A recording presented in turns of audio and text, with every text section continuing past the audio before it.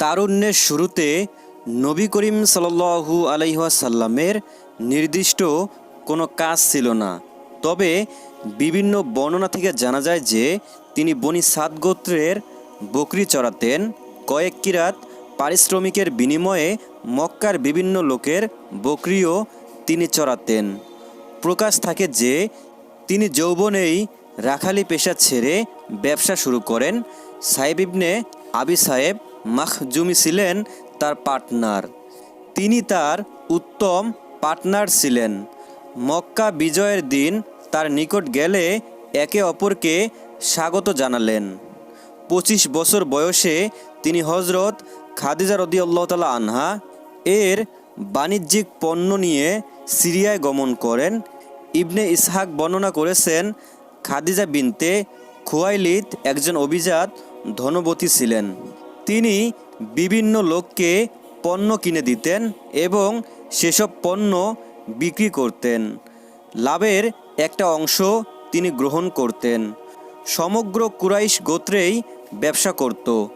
বিবি খাদিজা রাদিয়াল্লাহু তাআলা আনহা নবী করিম সাল্লাল্লাহু আলাইহি ওয়াসাল্লামের সততা, সচ্চরিত্রতা এবং নম্রতার কথা শুনে তাকে ব্যবসায় নিয়োগের জন্য প্রস্তাব পাঠালেন। তিনি তার কৃতদাস মায়সারাকে সঙ্গে নিয়ে যাওয়ার জন্য প্রস্তাব দিলেন। বিবি খাদিজা রাদিয়াল্লাহু তাআলা আনহা এ কথাও বললেন যে অন্য লোককে যে পারিশ্রমিক দিয়ে থাকেন, নবী করিম সাল্লাল্লাহু আলাইহি ওয়াসাল্লামকে তার চেয়ে বেশি পারিশ্রমিক দিবেন। আল্লাহ রসুল সাল্লাল্লাহু আলাইহি ওয়াসাল্লাম এ প্রস্তাব গ্রহণ করলেন এবং বিবি খাদিজা রাদিয়াল্লাহু তাআলা আনহার ব্যবসায়িক পণ্য নিয়ে তার কৃতদাস মায়সারাকে সঙ্গে করে সিরিয়া গেলেন।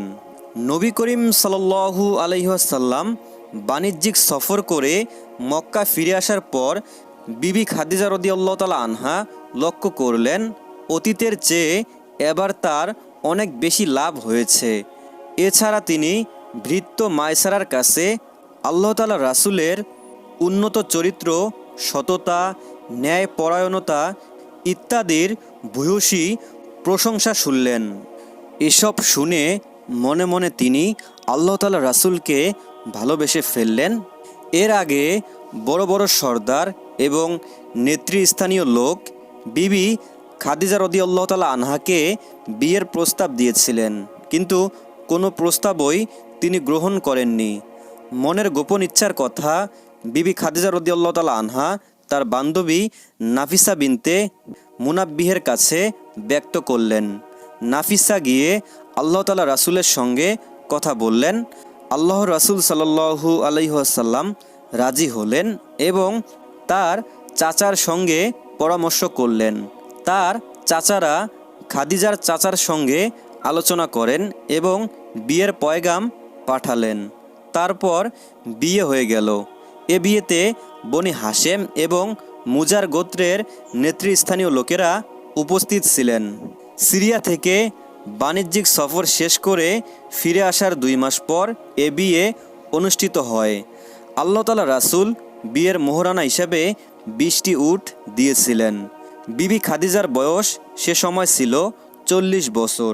তিনি বিবেক, বুদ্ধি, সৌন্দর্য, অর্থ সম্পদ, বংশ মর্যাদায় ছিলেন শ্রেষ্ঠ নারী। বিবি খাদিজার সঙ্গে আল্লাহ তাআলা রাসূলের এটা ছিল প্রথম বিয়ে। বিবি খাদিজা রাদিয়াল্লাহু তাআলা আনহা বেঁচে থাকা অবস্থায় আল্লাহ তাআলা রাসূল সাল্লাল্লাহু আলাইহি ওয়াসাল্লাম অন্য কারো সঙ্গে বিয়ে বন্ধনে আবদ্ধ হননি।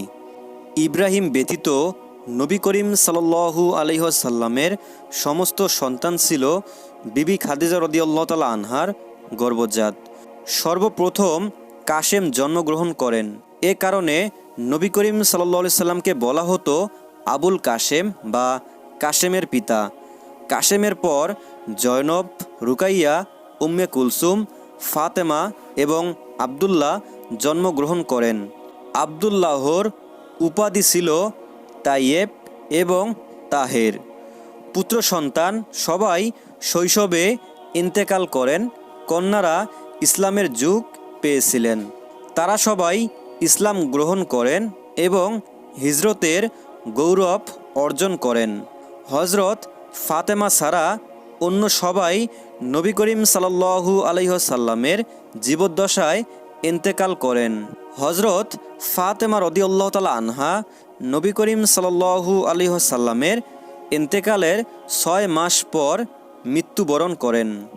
আবু তালেবের ইন্তেকালের ২ মাস অথবা শুধু ৩ দিন পর উম্মুল মুমিনিন হজরত খাদিজাতুল কুবরা রাদিয়াল্লাহু তাআলা আনহা ইহলোক ত্যাগ করেন।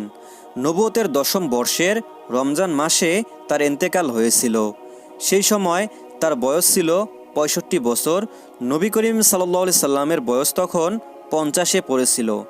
নবী করিম সাল্লাল্লাহু আলাইহি সাল্লামের জন্য হজরত খাদিজা রাদিয়াল্লাহু তাআলা আনহা ছিলেন আল্লাহ তাআলার একজন বিশিষ্ট নিয়ামত।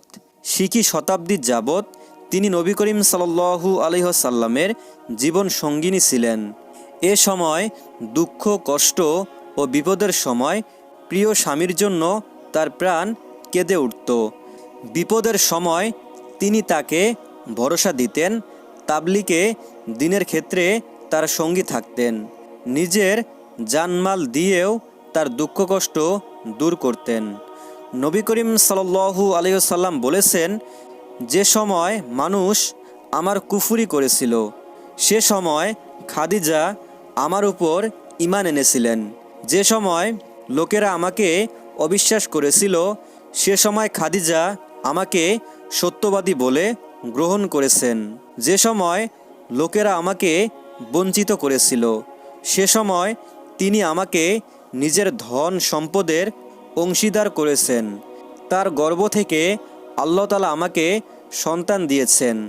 অন্য স্ত্রীদের গর্ভ থেকে আমাকে কোনো সন্তান দেওয়া হয়নি।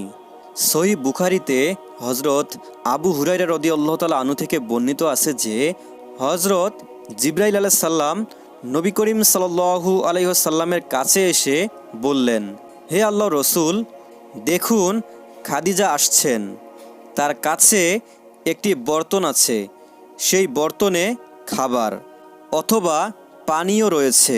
তিনি আপনার কাছে এলে আপনি তাকে তার প্রতিপালকের পক্ষ থেকে সালাম জানাবেন এবং জান্নাতে একটি মতি মহলের সুসংবাদ দেবেন। সেই মহলে কোনো শোরগোল থাকবে না এবং ক্লান্তি ও অবসন্নতাও কাউকে গ্রাস করবে না। সুবহানাল্লাহ। প্রিয় বন্ধুরা, ভিডিওটি ভালো লাগলে একটি লাইক দিতে পারেন। আর এরকম ইসলামিক নিত্য নতুন ভিডিও পেতে আমাদের এই ছোট্ট চ্যানেলটি সাবস্ক্রাইব করে রাখতে পারেন, যাতে করে নিত্য নতুন ভিডিও ছাড়ার সঙ্গে সঙ্গেই আপনার কাছে পৌঁছাতে পারে ইনশাআল্লাহ।